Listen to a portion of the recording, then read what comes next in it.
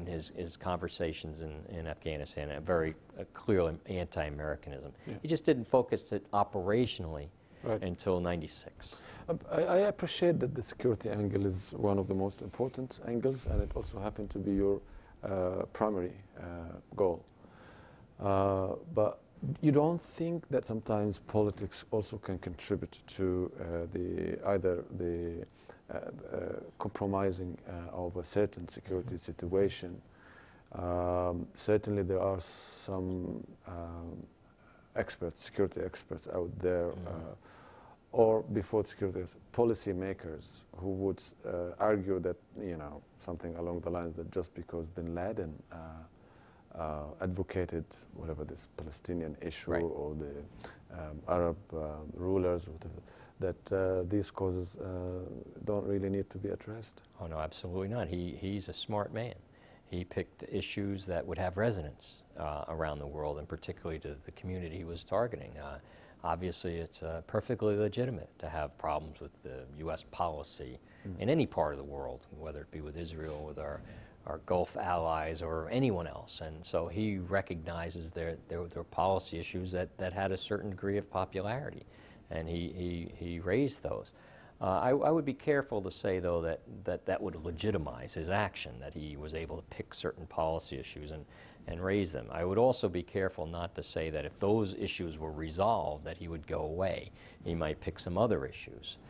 So I think, but what I used to say about bin Laden and his organization of Al-Qaeda, that if you solve some of the more difficult issues, like if you had progress on the Israeli and Palestinian issues, if you had progress on the political, social, and demographic problems of the Arab world and the broader Islamic world, if you had progress on those issues, political progress, it would help undermine his support. Good. But it wouldn't necessarily eliminate it. It'd find other issues. And some of the things he was against, he's basically against the existence of the State of Israel. So you're probably never going to make him happy on that issue. He's against some regimes in the Middle East that we may have some problems with, but that doesn't mean I would recommend that they be put out of power. I think that's not the way we operate around the world. These are governments that are recognized by the United States, they're recognized by the United Nations. They have a great deal of legitimacy in their own countries, and problems certainly. But just because bin Laden is advocating that they be thrown out and replaced by some twisted version of a Sharia law, which he never really explains in any clear way. It's just sort of some vagaries of bringing back some sort of Taliban type of regime that doesn't give it a, we have to be careful not to fall into the trap of trying to respond to him politically, even when he raises legitimate political issues. I would like to take your experience with the NYPD and what is evidently magnificent work in establishing a counterterrorism unit within NYPD. With all what this means, especially in light of the 9/11 experience, what was the most difficult thing for you to begin to tackle? How did you tackle it? And where you left the unit now? The most difficult issue for the counterterrorism business is the business of intelligence. It's difficult internationally and it's difficult domestically. Internationally, it's difficult because we have to create alliances, the CIA and other intelligence agencies, with countries that have some intelligence agencies that have all kinds of problems with human rights and abuses. So that's a challenge for our intelligence agencies. At home, intelligence is also the most important thing you can do. But Americans are uncomfortable in spying on themselves. And so for us in New York City Police Department, we had to come up with an intelligence program that aggressively tried to find cells that were plotting to attack us without violating the civil liberties that are so important to us Americans. This is the crux of the problem. It seems to me that your job would have been much easier if you were based in an Arab country.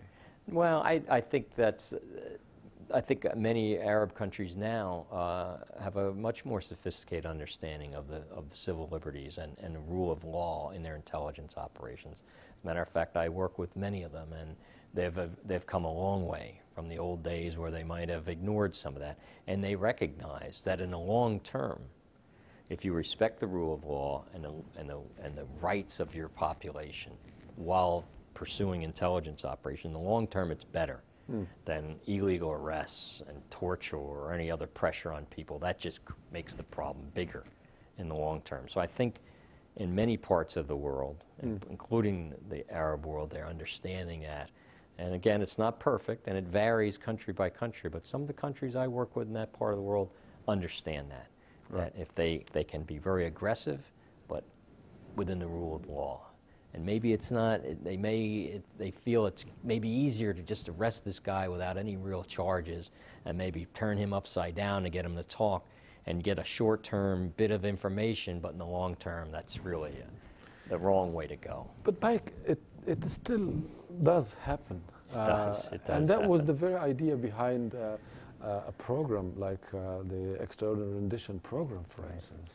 Well, we also made mistakes. In the United States, reacting to 9/11, I think we have cases of torture that were clearly beyond any expectation. We had problems of our prisons in Abu Ghraib. We made a lot of errors. And yes, we probably turned over some people to governments that don't follow the same standards we do in handling captured people. But we weren't in a very strong place to lecture people when we had our own abuses. I think now, though, that situation has calmed itself over the last few years, both within the U.S. government that's corrected those situations, and now also with our allies around the world, that there's a recognition that there's a way to do this properly. Is it perfect? No. There are some countries out there that still abuse people's human rights, that still probably torturing not only terrorists but criminals and political dissidents, and that's a long-term objective of the United States, to work with our friends and try to convince them, you know, that that's really not the way to go. And I've spent a lot of time when I was at the State Department talking to some pretty tough guys about that. Right. And it wasn't always easy. Yeah, what did they think in the end? How did they? I don't know if I made any progress. Right. I think they looked at me as some naive American when I'd try to lecture them. I try not to lecture. I try to talk to them about it. Try to say, you know, in the long run, you're just going to create more problems than you're going to solve. This is really not the way to go.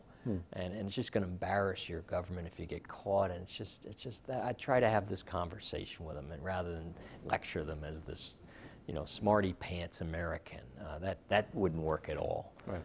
But if you build a relationship with them, you can do that. And one of the problems we had is many of the relationships we had with intelligence agencies in the Arab part of the world were cut off because of the human rights problems. Right. And to me, that's a mistake when our Congress cuts that off, because we lose contact with them. But if we work with them and train with them, in my experience has been over time, they'll move away from that. They become more professional with their interaction, not just with Americans, but with British and French and German colleagues. They become more professional. Again, not that we're perfect, but we are.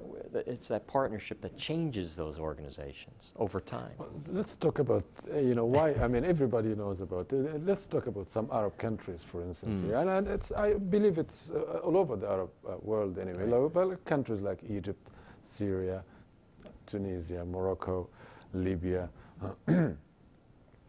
How do you talk to them? How do you talk to security people? And because sometimes it's you know, they are doing things, and they know that it's also in the interest of the United States. You know, because this is one thing. Both administration, both governments, both security layers, in both countries are interested, and it's the same enemy. Well, here's the bad news. Prior to 9/11. I wasn't able to talk to a lot of those people. It was forbidden for me to even talk to them. And I think that was a great mistake. I found ways to talk to some of them in any case. But we were really restricted from having a real relationship with them. Certainly couldn't help them, finance them, or train them. So our interaction with them was cut off.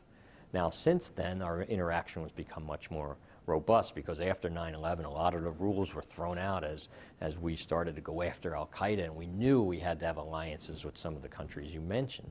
And the fact of the matter is, I think over time that interaction has been to the benefit of both countries, both not only in terms of security, in terms of finding cells, because there's a great amount of intelligence sharing between all of those countries.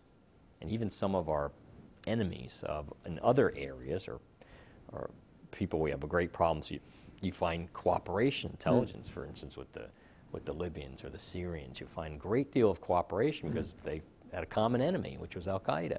And so there's a great deal of cooperation. I think a lot of good came out of that. And it's not, this is the type of thing that takes decades to change. But I believe if you have strong relationships with people, you can't, when you say, how do you talk to them? It's not one lecture. It's not one dinner where you wag your finger and say, you really shouldn't be doing these illegal things. You shouldn't be illegal arrests, illegal detentions, illegal jailing, torture, or pressure. It's a longer-term conversation. It's a developing the relationship, the trust, and then showing by example, which our example hasn't been perfect recently, but trying to show by example there is a way to be tough, but within the rule of law. Great. I've only got a couple of minutes to go. I'd like to go back to now I'm an Arab, Muslim, either living in the States, or I would like to visit the States.